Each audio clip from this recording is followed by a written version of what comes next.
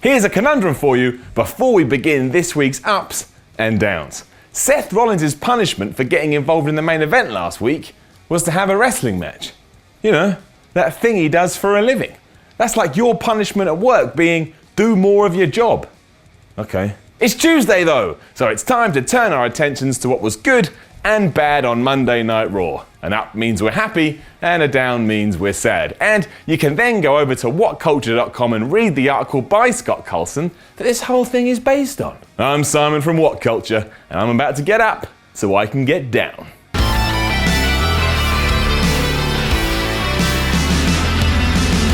I realise I say this every week, but Kevin Owens is wonderful. And the fact that he's now the champion is an up that warms my heart every time I remember that's the case. The man just understands his character completely, never causing any raised eyebrows and constantly being entertaining. This happened again on Raw in his steel cage match with Roman Reigns. What happened at the start of the match? Kevin Owens tried to escape. Of course he tried to escape. He's got a title match in 6 days. He hasn't got any time for these kind of shenanigans. It was a small detail, but one that showed just how good Kevin Owens is. Can't take your eye off him. He's a hero. I love Mick Foley. Truly I do. What he did throughout his career was astonishing, and it was impossible not to root for the guy. But this GM version, I just don't get it at all. It feels a bit like Foley just has no idea of what's actually going on, and his constant defense of Stephanie McMahon, who we'll get to by the way, just doesn't make any sense. Why would Foley be so quick to trust Stephanie when both her past and current actions keep hinting that, Mick should run a mile? But he doesn't. He just keeps singing the same song. And I don't like the song. Maybe there's more to this and I will actually start to understand what's going on down the line. But at the moment, it's a down. So all that hoo-ha between Sasha Banks and Bayley and whether it was meant to be a double pin or not got cleared up on Raw. And to be fair, 7 days ago, I didn't even realise that was meant to be a thing. I didn't even bring it up. Just thought it was a mistake. So sorry about that. But after Dana Brooke mentioned it to Mick Foley, the hardcore legend decided there was only one thing for it. The championship match at Clash of Champions should be a triple threat. Cue Charlotte to get angry at Dana Brooke and the potential to be put in place that match at Clash of Champions could be really good. So that's an up. Do you know who should be really, really peeved?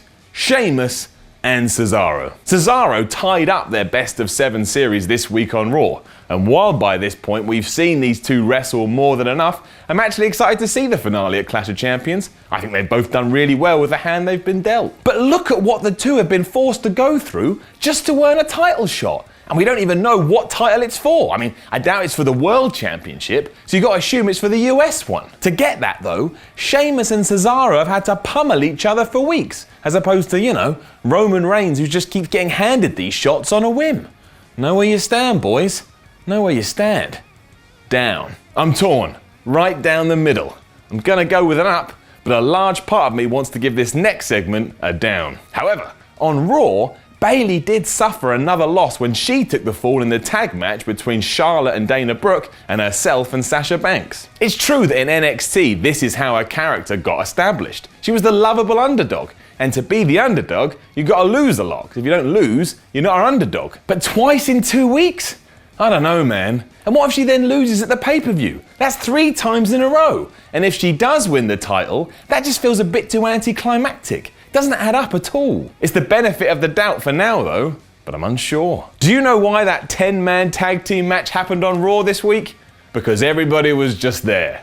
What? Chris Jericho, Sami Zayn, The New Day, Enzo and Cass, The Shining Stars and The Club did have a fun little contest. But can we have better ideas than just, we're having a match because we felt like it? You can give me some story. The New Day even admitted they had come out because they were bored. Well, sorry New Day. I didn't mean to take up your time. I see myself out. Down. That was a great way to reintroduce the Cruiserweights to Raw. Up.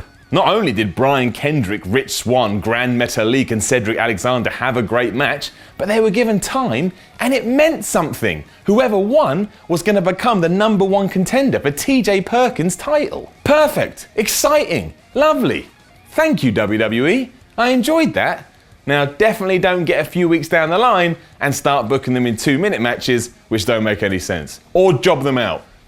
If I see one against Braun Strowman in a jobber match, I'm going to be mad. It's the Cruiserweight division. Leave it to the Cruise. No Braun Strowman. On this note about championships though, one of my favourite things about the IC and US titles is that they do have history. You can go out there and see who held them and why it was so important. WWE don't like to do that anymore. Despite the Cruiserweights tearing up on Raw, apparently this is the first ever Cruiserweight Championship. No, it isn't. And there's no point saying it is, because it isn't, and a lot of us, know that it isn't. It doesn't make it any more exciting. It doesn't make the belt any more special. Just admit that the division has come back and stop crapping over all the other guys that gave us years of entertainment down the line. Right, that's my rant over, but that's a down. I'm like a stuck record, but Chris Jericho,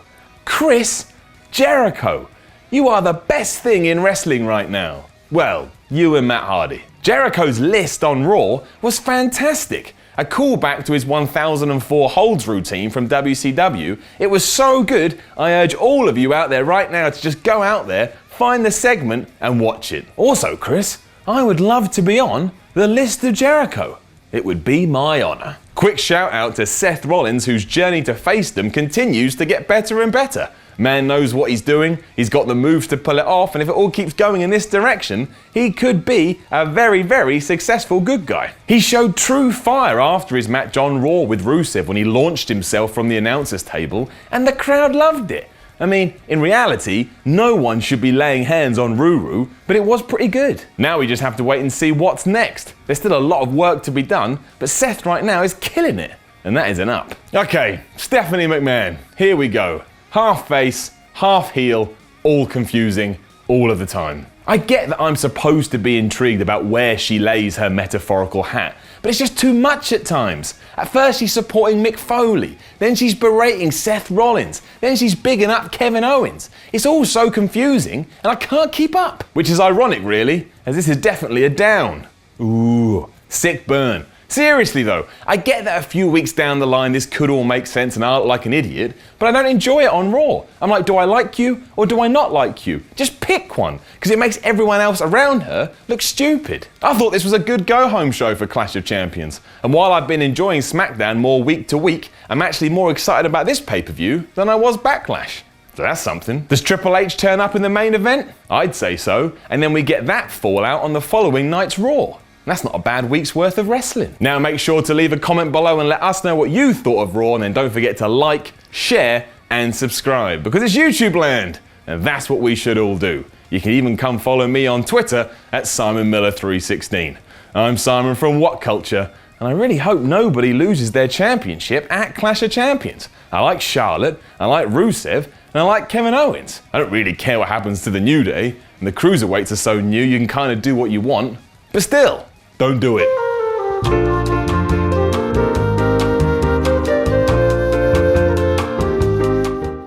This Saturday on an all-new episode of WCPW Loaded, making his WCPW debut and first televised appearance since leaving the WWE, the two-time WWE champion, Alberto El Patron. All this and more Saturday, 8 p.m., 3 p.m. Eastern, only on WhatCulture Wrestling.